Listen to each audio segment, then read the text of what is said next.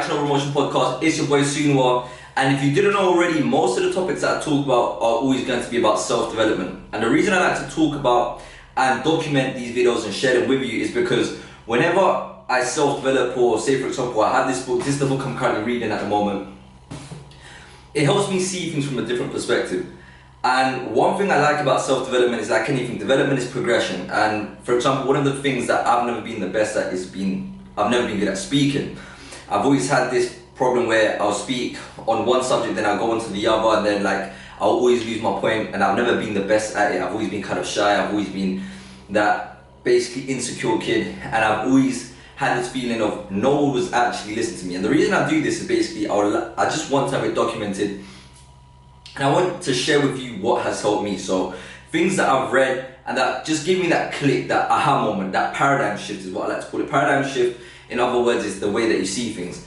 And the good thing about reading is because sometimes we do things and we're not aware of why we do things, and when we realize that certain behaviors create certain results, and when we're more aware of it, then that's how you can start focusing on other behaviors that are going to give you results that you want. And that's what we're going to talk about today. And when I was reading today, it just made me realize that most of the time, what we end up doing with reading is how to solve problems, because you don't need to focus on creating problems. That's just the natural part of life. Like, we are inherently negative. Everything is mostly thrown towards that side. So what we need to always do is basically, how can we create solutions to constant problems that we're going to face? And it's all about being prepared, because when you're prepared and these situations come, that's how you actually can take that step forward to overcome it and continue progressing to no matter where you want to go. And this is a good thing about self-progression, self-development, is that it translates into everything.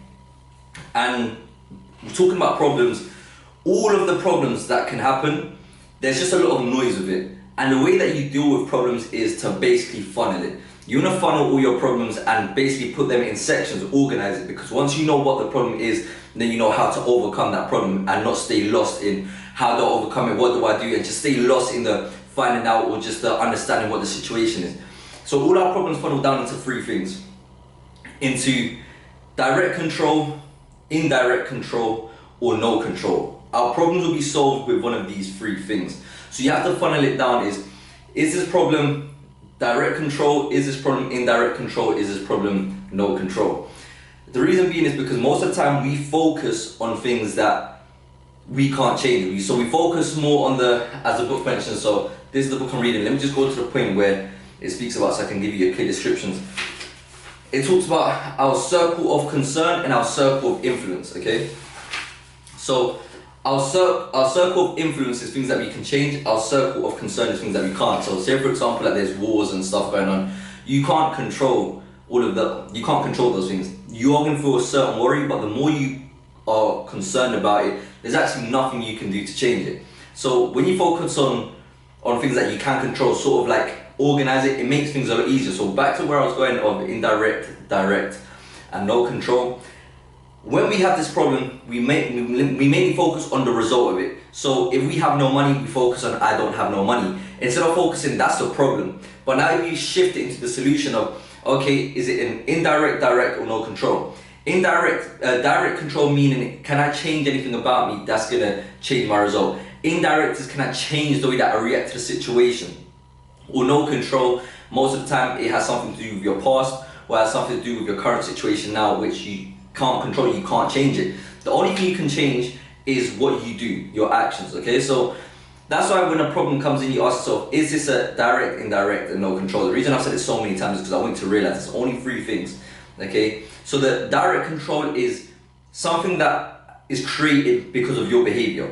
So say for example, if you are now overweight, that is created by your behavior of overeating. So the way that you change it is by changing your habit that created that result. So if you want a different result, you change a different habit for a different result. That is direct control. Indirect control is things that you have to be reactive about. How do you react to the situation? If someone is putting pressure on you, if someone's treating you in a certain way, these are things that you can't control the other person, but you can control the way that you react to that person, because the reality is that that person will constantly speak to you that way, or constantly treat you that way. What you can do is, how are you going to react? How are you going to speak to that person? How are you going to make them understand your point of view? What can you do in that situation? And once you've done that, it's just the way that you react. And no control, like I said, is something's happened to you in the past and you can't change it, then what can you do now? Pushing forward, because the only thing you have now is today and the future. The future doesn't even exist. So the only thing that really does exist is today, which is why you always have to narrow down those problems to these. And this for me has helped me so much, and it just makes me more aware of how I need to deal with situations, because I've always been a person that's been very anxious, especially thinking about the future. Like, the thing is, sometimes we want that guarantee that things are going to happen like this, but life will always come and throw its problems at you, and you just need to know how you're going to overtake them. And life is all about having that stress tolerance. How much stress can you deal with? The more stress you can deal with, the more you can actually take on these issues and take that step forward. Because, say for example, one of the common problems that there always is, like procrastination. I want to create content, for example. That was my problem. I want to create content, and I was always complaining that I had no content. But in reality, that was solved by focusing on what do I need to do to create content. Okay, maybe I didn't have camera, so then I can complain about I didn't have a camera, I didn't have money to buy a camera. So what do I have to do? Well, maybe if I find a job that gives me the money for the camera, then I can buy the camera, then I can start creating content. And that's what we need to do. Most of the time we focus on the problem that doesn't shift. When you focus on the solution, then it gives you a bit of faith, because now it's like, okay, I can do it. And all it is just having that structure to create that plan that's going to give you the solution to that problem you're so focused on. Because you focusing on a problem is like focusing on a brick wall and hoping that brick wall is going to change color. So you're just going to get stressed because it's just like, I don't know how this is going to happen. But when you focus on, okay, if I want this brick to change color, maybe I need to focus on going to buy paint. So that's where you start asking some more questions. All right, I don't have the paint, so how do I get the paint? So that's normally what we do with all of our problems. You think about the problem, but you have to go backwards now. So how is this problem created? Or how can I change this problem? And you have to start taking steps back to take steps forward. And that's how you find results. And this is why I love self-development, because most of the times, the way I view self-development is like games and levels. It's like a game that every time we're trying to level up, no matter what it is, sometimes we have a problem, maybe that we're overreactive, and that's been one of my things. And understanding now, there's something called proactive and reactive. And the thing is, once we simplify things, and anything that happens, you just literally put it down in these simple areas, or these simple, I don't know how you call it, but that for me has just helped me a lot, because the simple one was like, are you proactive or are you reactive? Proactive meaning that no matter how a situation is, you still do what you have to do. When you're reactive, you only do you only do what you have to do when you feel like it. You need to do work. You only do the work when the sun is shining. When the sun is not shining, and you don't feel so motivated, so you don't do the work. That's being a reactive person. And most of my life, I've always been a reactive person. A reactive person where, I felt good today, I felt motivated, I'm gonna create content, I'm gonna do this. I don't feel motivated, I'm not gonna create content. And that's how you don't end up going anywhere. Which is why, again, you put it down into the same simple things: direct, indirect, or no control. And the reality is, most of the time, it's direct. I have control over it. I just need to control my emotions. So that's one of the biggest things that we all have to do. And that's why setting non-negotiables, I've spoken about it so many times, is going to help you to actually do what you want to do what you need to do. Because when we focus on doing what we want to do, it's just occasionally, I want to go to the gym today, I don't want to go to the gym because I'm tired. So most of the time, it's focusing on what you need to do, setting non-negotiables, and that's what's going to help you. But pretty much, this book has helped me see things from a whole different perspective, and that's what we need. Most of the time, we just need to see things from a whole different perspective, because what we know is all we know. Okay, so if you want to start seeing things from a different area and start seeing different results, then you need to start seeing things from a different perspective, which is why I always recommend reading. So this is a good book if you're going to start looking into something. It is a bit big.